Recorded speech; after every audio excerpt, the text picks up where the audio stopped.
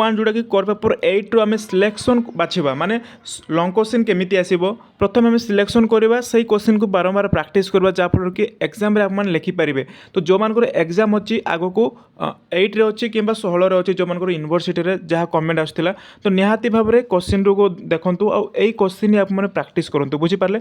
तो बर्तमान मुझे जहाँ भी पढ़ी जिते दूर पर्यंत आप देखीदे तो आज आम सिलेक्शन को लेकिन पढ़ा selection long question short question को लेकिन आम डिस्कसन करवा जहाँफल कि आपको बहुत हेल्पफुल हो पार। तो चलतु ये आप देखिपे जोटा कि कोर पेपर 8 रे अच्छी महाजात्रा जो प्रथम स्वर्ग आपंकर सिलेक्शन कौन सब रही आमको सिलेक्शन सहित आमको आंसर डिस्कसन करी। तो प्रथम देखिपे महाजात्रा काव्यर प्रथम स्वर्ग अनुसरण सारमर्म लेख माने सारमर्म आप जहाँ बुझी महाजात्रा ताहा आपने एठारे लिखिबे।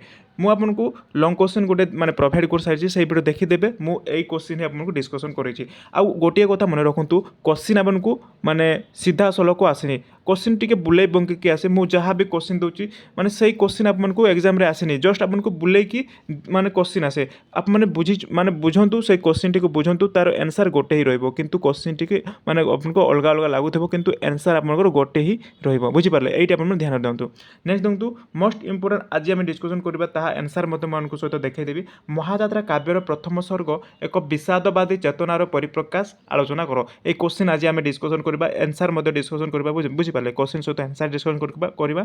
तो एटा हमको सिलेक्शन क्वेश्चन आउ क्वेश्चन आसीबो प्रथम स्वर्ग अवलंबन आपनकर चारिटी क्वेश्चन लॉन्ग क्वेश्चन आसीबो हला चारिटी क्वेश्चन तेणुक चारिटी क्वेश्चन आपन गोटे क्वेश्चन को सारमर्म जेकोसी सारमर्म जदि आप बुझीचंती ताले जहाँ भी क्वेश्चन आसुचे ताले आप लिखिपारे बुझिपारे तार टोटालटा आप बुझीचंती ताले लिखिपारे। तो आउ देखो प्रथम स्वर्ग अवलंबन काल संपर्क दार्शनिक चिंताधारा किपरि प्रतिफलित होइछि एहा मध्ये आपनको दर्शाइबाको कहूछि। देखो पांडव मानक आरण्यक व्रत संपर्क कवि प्रथम स्वर्ग की सूचना देते आलोचना करो। यही क्वेश्चन आसीपे मुझे कहूँ सारमर्म गोटे क्वेश्चन लॉन्ग क्वेश्चन जो घोषे माने देखीदे सब क्वेश्चन आप प्रत्येक क्वेश्चन आपको करेंगे है। तो महाजात्रा काव्यर प्रथम स्वर्ग विषय विन्यास आलोचना करो यह सेम अच्छी गोटे क्वेश्चन आप देखी सब क्वेश्चन मैंने जहाँ भी अच्छे करेंगे है। महाजात्रा काव्य कविंर काव्य सृष्टि जययात्रा प्रथम स्वर्ग को नहीं व्याख्या कर। तो यहाँ देखो लॉन्ग क्वेश्चन आसो है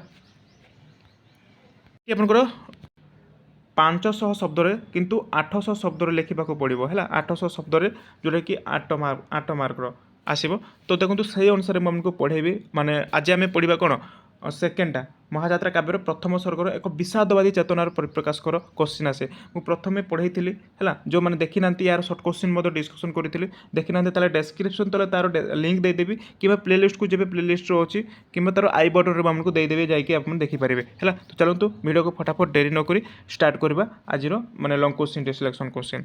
तो चलतु वीडियो को फटाफट स्टार्ट करवा। तो देख आज प्रश्न रहा महाजात्रा महाकाव्यर कवि विषादवादी दृष्टिकोण किपरि प्रतिफलित होइछि ताहार आलोचना करो है। क्वेश्चन आसे ये क्वेश्चन आसला लिखे माने किपरि भाव तार प्रतिफलित होइछि विषादवाद। देख प्रथम लिखे संक्षिप्त कवितार कवि राधानाथ को विषादवादी दृष्टिकोण प्रतिफलित होइछि जोटा कि युधिष्ठिर अन्यान्य पंचभ्राता बा पंचपांडव है। तो तथा द्रौपदी कथोपकथन माध्यम कवि सांसारिक वैराग्यर सुंदर चित्र अंकन एठारे करछन्ते कि राधानाथ राय। तो वस्तुत परम पुरुष भगवान श्रीकृष्ण थिले पांडव मानकर कौन हर्ताकर्ता भाग्य विधाता जोटा कि पांडव मान सहित रोते कि श्रीकृष्ण जो जितेबाला युधिष्ठिर तथा तांकर भ्राता द्रौपदी श्रवण देख द्रौपदी श्रवण कर पांडव मानकर परम हैतिष्य भगवान श्रीकृष्ण देहत्याग पूर्वक मर्तलीलार अवसान कर। तो से कौन होना से मन भितर सृष्टि होची तीव्र वैराग्य युधिष्ठिर तांकर भ्राता मान कहते। तो एठार देखो पद्य माध्यम कहते संसार विषय कौन विषय जर जर हो। तो सारस्वत पाशुरीर सारुणी आयुष दुखमय भवसीना महासुख बोली बोलती जगत जाकू जड़ित से सदा महादुखे आलोक से जड़ित तम से। कवि एठारे कहते देखो कवि राधानाथ थे प्रकृति विषादवादी है से प्रकृति कौन विषादवादी थे। तो देखो तेणु से युधिष्ठिर तथा पत्नी द्रौपदी मध्यम संसार में क्षणस्थायी क्षणस्थायित्व को अत्यंत चमत्कार भाव से परिवेषण करछन्ति। तेणु यही कवितार तांकर विषादवादी दृष्टिभंगी अत्यंत सुस्पष्ट बोले एठारे राधानाथ राय वर्णना करछन्ति। तो प्रथमे देखो महाजात्रा କାବ୍ୟର ଏହି ପର୍ଯ୍ୟାୟରେ କବି ସମକାଳୀନ ରାଜା ପ୍ରଜା ସମ୍ପର୍କରୁ ଅତ୍ୟନ୍ତ ଜୀବନ ଭାବରେ ପରିବେଷଣ କରୁଛନ୍ତି। ତ ସାଧାରଣତଃ ସେଇ ଯୁଗରେ ଯେଉଁ ରାଜାମାନେ ପ୍ରଜାବତ୍ସଳ ହେଲା ପ୍ରଜାବତ୍ସଳ ଥିଲେ, ସେମାନଙ୍କୁ ପ୍ରଜାମାନେ ଅତ୍ୟନ୍ତ ଶ୍ରଦ୍ଧା କରୁଥିଲେ। ଯୁଧିଷ୍ଠିର ଥିଲେ ପ୍ରକୃତରେ ଜଣେ ପ୍ରଜାବତ୍ସଳ ରାଜା ହେଲା, ଯାହାକି ପ୍ରଜାମାନଙ୍କୁ ସେ କ'ଣ ସାହାଯ୍ୟ କରୁଥିଲେ। ତ ସେ ପ୍ରଜାମାନଙ୍କୁ ପୁତ୍ର ସମ ସ୍ନେହ ଆଦର କରୁଥିଲେ। ତାଙ୍କ ରାଜତ୍ୱରେ ପ୍ରଜାମାନେ ଅତ୍ୟନ୍ତ ସୁଖ ହେଲା, ଅତ୍ୟନ୍ତ ସୁଖ ଶାନ୍ତିରେ କ'ଣ ହେଉଥିଲା ନା କାଳଯାପନ କରୁଥିଲେ। କିଏ? ପ୍ରଜାମାନେ ଯେତେବେଳେ ଯୁଧିଷ୍ଠିରଙ୍କର ଥିଲେ, ଯୁଧିଷ୍ଠିର ଯେତେବେଳେ ରାଜା ଥିଲେ ସେତେବେଳେ କ'ଣ ପ୍ରଜାମାନେ ସୁଖ ଶାନ୍ତିରେ କାଳଯାପନ କରୁଥିଲେ। ତେଣୁ ପ୍ରଜାମାନେ ଯେତେବେଳେ ଶୁଣିଲେ ଯେ ତାଙ୍କର ପ୍ରିୟତମ ରାଜା ଓ ତାଙ୍କର ଭ୍ରାତା ଓ ମହାରାଣୀ ଦ୍ରୌପଦୀ ରାଜ ଶୁକ ପରିତ୍ୟାଗ ପୂର୍ବକ ବାନପ୍ରସ୍ଥ ଗମନ କରିବା ପାଇଁ ନିଷ୍ପତ୍ତି ନେଇଛନ୍ତି। କିଏ? ଆମର ମାନେ ଯେତେବେଳେ ଶୁଣିଲେ ପ୍ରଜାମାନେ ଶୁଣିଲେ ହେଲା, ପ୍ରଜାମାନେ ଯେତେବେଳେ ଶୁଣିଲେ ତାଙ୍କର ପ୍ରିୟତମ ରାଜା କିଏ? ଯୁଧିଷ୍ଠିର ଭ୍ରାତା ମହାରାଣୀ ଦ୍ରୌପଦୀଙ୍କ ସହିତ କ'ଣ ନା ପୂର୍ବକ ବାନପ୍ରସ୍ଥ ଗମନ, ବାନପ୍ରସ୍ଥକୁ ସେମାନେ ଯିବାର ସେମାନେ ନିଷ୍ପତ୍ତି ନେଇଛନ୍ତି। ତ ସେତେବେଳେ କ'ଣ ହେଉଛି ନା ସେମାନଙ୍କର ମନ ଭିତରେ ସୃଷ୍ଟି ହେଉଛି ଦାରୁଣ ଦୁଃଖ। କାହାର? ପ୍ରଜାମାନଙ୍କର ଦାରୁଣ ଦୁଃଖ ସୃଷ୍ଟି ହୋଇଛି। ତ କବି ସେମାନଙ୍କର ମନ ଭିତରେ ଯେଉଁ ଦୁଃଖ ସୃଷ୍ଟି ହୋଇଛି ତାକୁ ବର୍ଣ୍ଣନା କରୁଛନ୍ତି। ଏଠାରେ ରାଧାନାଥ ରାୟ ବର୍ଣ୍ଣନା କରୁଛନ୍ତି। ଦେଖ, 3 ଲୋକେ ପୁଣ୍ୟ ଶ୍ଲୋକ ସେଇ କରୁଣମୟୀ, ଯିବେ କି ଆମ୍ବକୁ ଛାଡ଼ି ଆହାରେ ଦଇବ। ତ ସତେ କି ସାଧିବୁ ଦାଉ ତୁହି ଏତେ ଦିନେ, ହେ ଧର୍ମ ହେ ସତ୍ୟ ତୁମେ ହେଲଟି ଅନାଥ, କିଏ ଆଉ ନିଷ୍କାମ ଧନ ପ୍ରାଣ ମାୟା ତେଜି, ତୁମକୁ ତୁମରି ଲାଗି ଭଜିବ ଏ ଭବେ। ତ ଏଠାରେ କୁହାଯାଇଛି, ଦେଖନ୍ତୁ କହୁଛନ୍ତି କବି ବର୍ଣ୍ଣନା କରୁଛନ୍ତି, ତ ଜଣେ ରାଜାଙ୍କ ପ୍ରତି ଶ୍ରଦ୍ଧା ଓ ସମ୍ମାନ ନଥିଲେ ପ୍ରଜାମାନଙ୍କ ମନ ଭିତରେ ଏହିଭଳି ଭାବନା ଆଦ୍ୟ ସୃଷ୍ଟି ହୋଇପାରିବ ନାହିଁ। ତ ଏଠାରେ ଯେତେବେଳେ ରାଜା ଯାଉଛନ୍ତି କ'ଣ ମାନେ ବାନପ୍ରସ୍ଥକୁ ଯାଉଛନ୍ତି, ପ୍ରଜାମାନଙ୍କର ବହୁତ ଦୁଃଖ କଥା, ତାଙ୍କର ଯେଉଁ ମନର ଭିତରେ ଥିବା ଏଇଭଳି ଭାବନାକୁ କବି ପରିବ୍ୟାକ୍ତ କରୁଛନ୍ତି। ତ କବି ଅତ୍ୟନ୍ତ ଚାତୁର୍ଯ୍ୟପୂର୍ଣ୍ଣ ଭାବରେ ସେହି ଭାବନାକୁ ଏଠାରେ ପରିବେଷଣ ପୂର୍ବକ ଯୁଧିଷ୍ଠିରଙ୍କ ଚାରିତ୍ରିକ ମହତ୍ତ୍ୱକୁ ଉଜ୍ଜ୍ୱଳ କରିଛନ୍ତି ହେଲା। ତ ପରବର୍ତ୍ତୀରେ କ'ଣ ହେଇଛି ନା ଦେଖ, ପରବର୍ତ୍ତୀରେ ରାଜା ସ୍ୱକୀୟ ରାଜକାର୍ଯ୍ୟ ପରିତ୍ୟାଗ କରିବା ସମୟରେ ଆପଣାର ଆତ୍ମୀୟମାନଙ୍କ ଶ୍ରଦ୍ଧା କର୍ମ ସମାପନ କରିବା ଏକ ରାଜକୀୟ ପରମ୍ପରା। ତ ଏଠାରେ କ'ଣ ରାଜକୀୟ କାର୍ଯ୍ୟ ପରିତ୍ୟାଗ କରିବା ସମୟରେ ଆପଣଙ୍କର କ'ଣ ଆତ୍ମୀୟମାନଙ୍କ ଶ୍ରଦ୍ଧା କର୍ମ ସମାପନ କରିବା ଏକ ରାଜକୀୟ ତାଙ୍କର ପରମ୍ପରା ରହିଛି।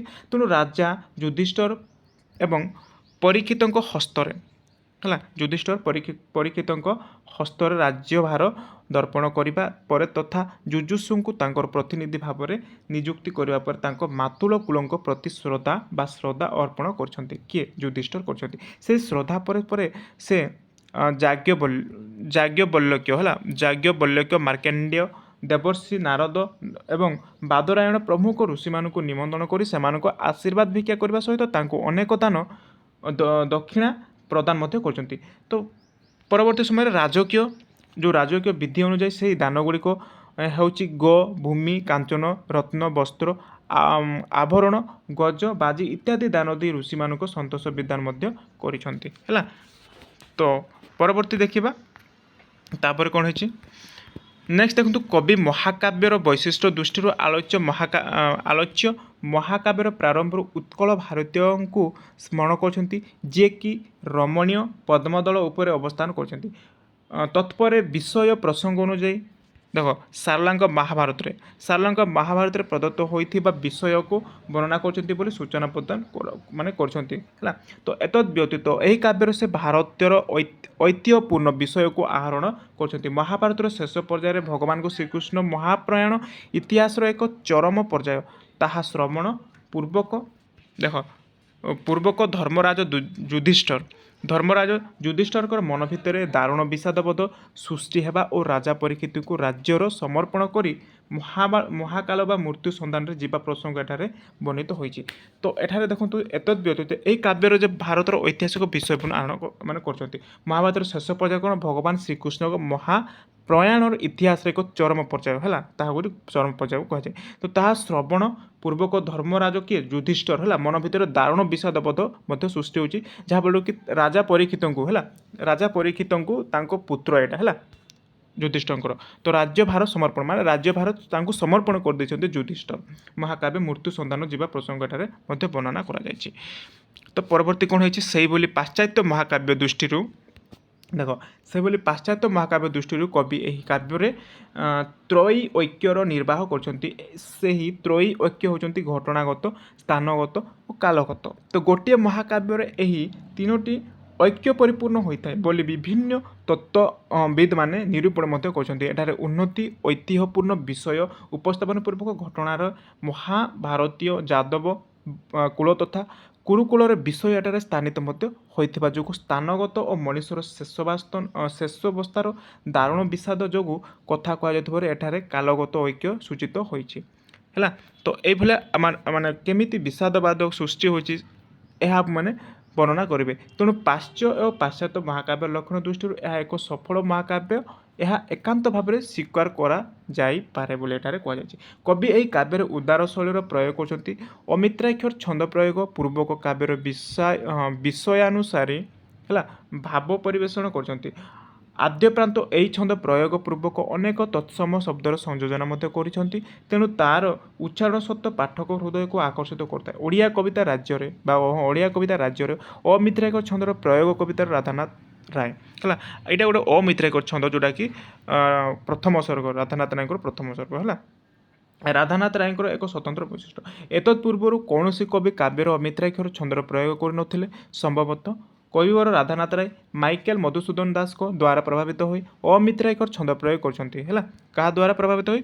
ମାଇକେଲ ମଧୁସୂଦନ ଦାସଙ୍କ ଦ୍ୱାରା ପ୍ରଭାବିତ ହୋଇ ଅମିତ୍ରାକ୍ଷର ଛନ୍ଦର ପ୍ରୟୋଗ କରୁଛନ୍ତି କବିବର ରାଧାନାଥ ରାୟ। ତ ବସ୍ତୁତ ଏହି କାବ୍ୟର ଆବଶ୍ୟକତା ଦୃଷ୍ଟିରୁ କବି ଏହି ଛନ୍ଦର ପ୍ରୟୋଗ କରୁଛନ୍ତି।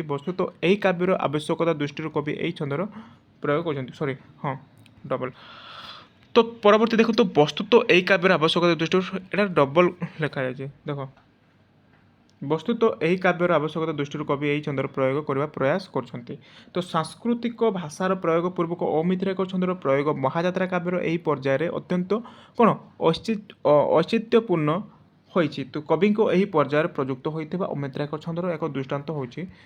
ତ ଏତିକି ରହିଲା। ହେଲା, ଆଉ ଟିକେ ରହିଲା। ତ କ'ଣ କହୁଛି ଦେଖନ୍ତୁ, ଏକମାତ୍ର କୁଳାଙ୍କୁର ଏହି କୁରୁକୁଳେ ଗୋଟିଏ ପ୍ରସନ୍ନ ଆହା ବିଶ୍ୱେ ବିଶ୍ୱଗ୍ରାସୀ କାଳ ଦାବାନଳ ମୁକ୍ତ କୁରୁବଂଶ ବନେ ଭବ ତଳେ ଜୀବନ୍ତ ଏ ଦୟା ନିଦର୍ଶନ କାଳ ଦର୍ପ ହାରି ହେବ ଦୀନବନ୍ଧୁଙ୍କର। ତ ଏଠାରେ ଏହିଭଳି ତତ୍ସମ ଶବ୍ଦର ପ୍ରୟୋଗ ମଧ୍ୟ ପୂର୍ବକ କବି କବିତା ମଧ୍ୟରେ ଭାବର ଚମତ୍କାର ବିସ୍ତୃତିକରଣ କରୁଛନ୍ତି କିଏ? କବିବର ରାଧାନାଥ ରାୟ। ତ ସାଧାରଣତଃ କହିବା ଦେଖ, ସାଧାରଣତଃ ଏହି କାବ୍ୟର ଶୈଳୀ ହେଉଛି ଉଦାର ଶୈଳୀ। କରୁଣ ରସକୁ ଉପଜୀବ୍ୟ ପୂର୍ବକ କାବ୍ୟର ଏହି ପର୍ଯ୍ୟାୟଟି ରଚନା କରୁଥିଲେ ହେଁ ଏଥିରେ ପ୍ରଯୁକ୍ତ ଶବ୍ଦାବଳୀ କବିତା ମଧ୍ୟରେ ସୃଷ୍ଟି କରୁଥାଏ ଉଦାର ଭାବର ଗାମ୍ଭୀର୍ଯ୍ୟରେ ଏହା ପାଠକ ପ୍ରାଣରୁ ରସାଣିତ କରିଥାଏ। ହେଲା, ଏଇଭଳିଆ ଲେଖିବେ। କାବ୍ୟଶିଳ୍ପୀ ରାଧାନାଥ ରାୟ, ଆଉ ଟିକେ ରହିଲା, କାବ୍ୟଶିଳ୍ପୀ ରାଧାନାଥ ରାୟ ସଂସ୍କୃତ କାବ୍ୟର ଅନେକ ସ୍ଥଳରେ ଚମତ୍କାର ରୂପକ ତଥା ଉପମା ଅଳଙ୍କାରର ବ୍ୟବହାର ପୂର୍ବକ କାବ୍ୟର ଭାବ ସୌନ୍ଦର୍ଯ୍ୟ ରକ୍ଷା କରିବା ପାଇଁ ପ୍ରୟାସ କରୁଛନ୍ତି। କାବ୍ୟର ଏହି ପଠିତାଂଶର କବିଙ୍କର ଏହି ପ୍ରୟୋଗ ବୈଶିଷ୍ଟ୍ୟ ଅନୁଭୂତ ହୋଇ ପ୍ରଥମେ ସର୍ଗର ପ୍ରାରମ୍ଭରୁ କବି ବର୍ଣ୍ଣନା କରୁଛନ୍ତି। ହେ ବୀର ଦୁସ୍ତର କୁରୁ ସମର ସାଗରେ ତିମି ତିମିଙ୍ଗିଲ ରୂପେ ଭ୍ରମିଲେ ଭୈରବେ। ହେଲା, ଜହି ମହାରଥିପତି ଭୀମସ ଦ୍ରୋଣ ଆଦି ଏଇଭଳିଆ ସେ ବର୍ଣ୍ଣନା କରୁଛନ୍ତି ବହୁତ ସୁନ୍ଦର ଭାବରେ।